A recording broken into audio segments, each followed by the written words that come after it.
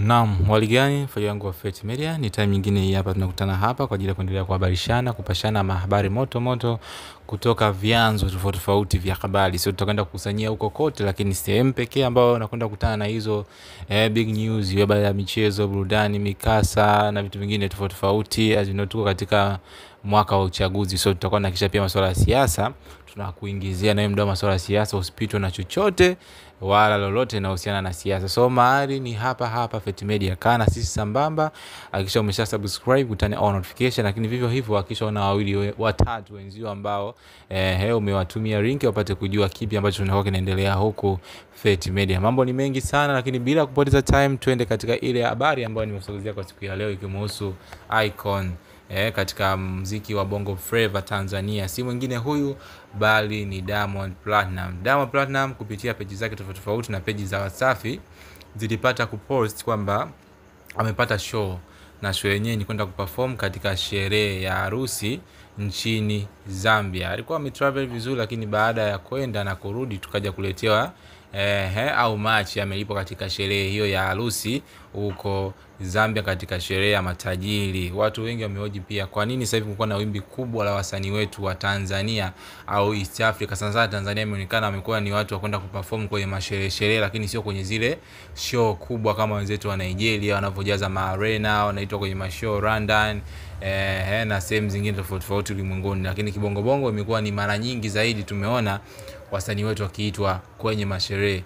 Niko na ndugu yangu hapa, mdau masuala ya habari za michezo na burudani na kila kitu kwa ujumla wake. Kwa hiyo tukapate mali matatu kutoka kwake kuhusiana na sakata hilo zito ambalo mashabiki ambao wanafuatia muziki wa Bongo Flava kindakindaki wa hapa Tanzania wamekuwa wakitupia lawama wasanii. Tena wamekuwa wakionekana ni A-list wale kina Diamond Platnumz, kina Nandy, wamekuwa wakibisa sana kwenye masherehe na sio kwenye mashow makubwa kupata invitation kama hizo. Ndugu yangu, mambo vipi? Poa. Kwema kabisa. Niko good kabisa. Mbona sauti iko very low? Unaweza kuongeza sauti kidogo ili wadau wetu na wenyewe wapate kusikia mchambuzi mdau wa masuala haya ya music ukizungumzia swala hili ambao watu wengi wamekuwa wakiwish kulifahamu kiundani zaidi. Swala la Diamond kwenda kuperform nchini Zambia, tumeona sasa hivi kwamba ni wimbi ambao limeteka wasanii wetu wa Bongo. Imagine huwezi kukuta msanii, sijawahi kuona msanii tofauti wa Tanzania akaitwa kwenda kuperform kwenye maharusi, event. Imekuwa kutokana na soko la music, cause wakitegemea tu kwenye playlist YouTube ziwaingizie pesa watachelewa. Kwa hiyo naona mbinu nyingine kwamba ni kwenda kufanya ushereheshaji kwenye baadhi ya harusi za watu wakubwa. Kwanza kabisa tuliona alivyoitwa nchini Ghana.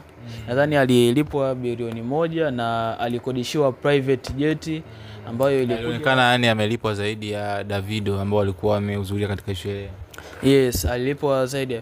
Na fikiri kama 1 billion na pointi zake. Na maana pia aliletewa ndege kabisa imfate from Tanzania to Ghana. Kitu tunaona kwamba jinsi alivyoenda kuperform nchini Ghana, baadhi ya mabilionia wakapenda performance yake. So ikawa yeye ni kama kuitangaza industry ya Tanzania kwamba ukiachana na kuperform tu kwenye majukwaa, pia tuna uwezo wa kuperform kwenye event, maharusi na makadhalika. Uone pia hiyo inashusha brand ya msanii kwenda kuperform kwenye sherehe ya harusi. Tumekuwa tukiona band tofauti tofauti ndio zilikuwa zina base kwenye masuala haya ya event kama hizo.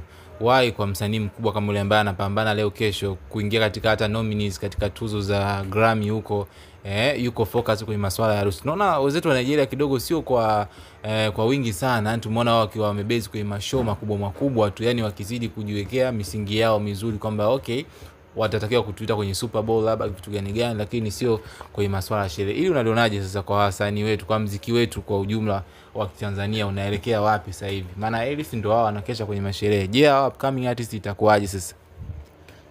Kukesha kwenye masherehe, nadhani watu wengi wameliona hilo jambo kama anashusha brand yake. sio kushusha brandi, sababu anaitwa na mabilionea.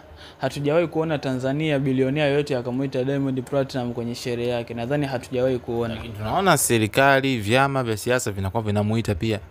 Vile vinamuita, lakini ile kwa kujitolea, yani anajitolea kwamba anafanya. Lakini ilikuwa imesikana kwamba mpaka Diamond apate kuattend katika shughuli yako au event yako, basi kunakuwa na maongezi yale ambayo ya kumtoa yeye huko aliko mpaka hapo na mkwanja unaongea. Mara nyingi tunasikiaga ni hivyo inavyokuwa. Tunajua hivyo, na tunajua kwamba kumwalika Diamond kwenye sherehe yako ni zaidi ya bilioni 1.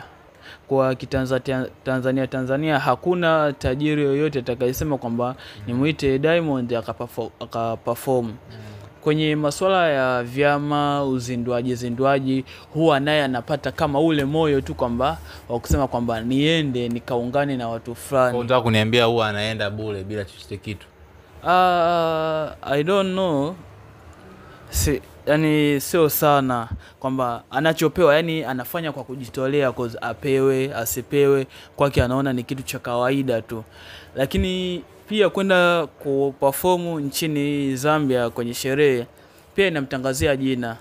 Kama asinge perform kwenye harusi ya nchini Ghana, nadhani asingeonekana.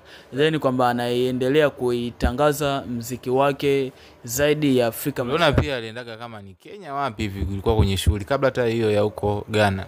Yes, tuliona nchini Kenya kwa tajiri mmoja anaitwa Hosla, alimuita, na yule ni tajiri mkubwa. Ina maana huwa hawaoni wasanii wengine lese wakubwa upande lese wa West Side huko Nigeria, kina Ashake, kina nani kuja ku-entertain katika shughuli zao, au wanashindwana pia kutokana na amount ambayo wasanii wa kutoka Nigeria wanakuwa wanahitaji? Ndio maana anaamua ngoja tu focus na hawa bongo wenye njaa tupate kuiweka shughuli yetu vizuri.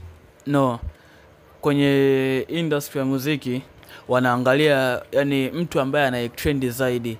Hawajashindwa kumuita Davido, Wasake, hawajashindwa kumuita kwa sababu ni pesa tu inaongea. Kama wameweza kulipa bilioni 1 na wakamkodia private jet kutoka Tanzania mpaka Ghana, kukodi private jet ni pesa ndefu. Okay, let's stick kwenye upande huu wa Zambia. Tumeona walivyoandika kwamba amelipwa bilioni 1.8. Kwa nadhani kitu kikubwa pia ambacho kinawafanya wasanii wetu kuingia njaa zaidi ni kutokana na kiasi cha pesa ambacho wanakuwa wanaletewa mezani, au ndo just for fun kwa ajili ya kuendelea kujitangaza zaidi na watu wenyewe ni mabilionea. So let's go there, maybe kupitia mabilionea tunapata more issues kuzifanya ambazo zitakuwa zinatuletea income.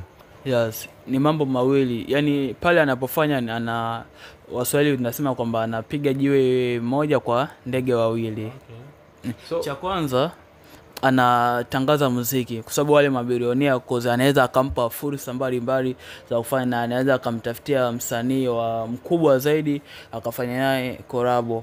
Pia kwamba pesa aliyowekewa ni ndefu, na ukizingatia kwamba hata atoe nyimbo sawa, inaweza ikapiga nyimbo mwaka mzima, lakini hawezi kuingiza kwenye nyimbo moja pesa hiyo aliyoingiza bilioni 1.8. Lakini ile anaenda kusherehesha siku moja. Kwa hiyo ni pesa. Subiri mapato let's say ya YouTube kwa mwezi mzima akaya subiri. Okay, I get you. Ushauri wako sasa kwa watu ambao wanaona Diamond anakosea, au tunaona Nandy, kwa sababu pia Nandy naye ni miongoni mwa A-list wa Tanzania ambao pia tunaona wanashuhudia. Juzi alikuwa kwenye sherehe Kenya, vivyo amelipwa mahela mengi tu na kutunzwa juu.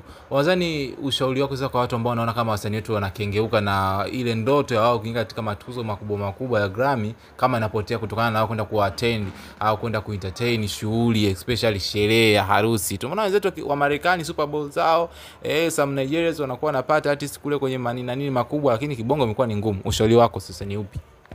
Waache kuwasema vibaya kwa sababu ule ni utafutaji.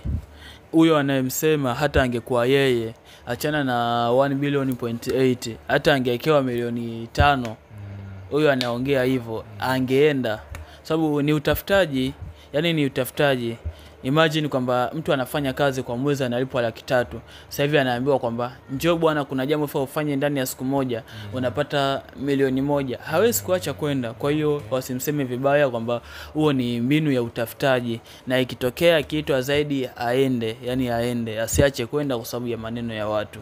Okay, mimi nikushukuru sana kwa time yako. Hopefully kwa watu ambao wanatufuatilia hapa na wao watakuwa na mawili matatu ambayo wameanyaka kutoka kwako kuhusiana na issue nzima ambayo inamhusu Diamond Platinum na kuperform katika shughuli za harusi huko Ghana. Tunaona pia Zambia juzi kati hapa. So ni vitu ambavyo watu wengi wamevizungumzia, na sikusema kama Fate Media tukuleteni mezani upate kujua A to Z. Usisahau kutoa comment yako hapo chini. Bye bye.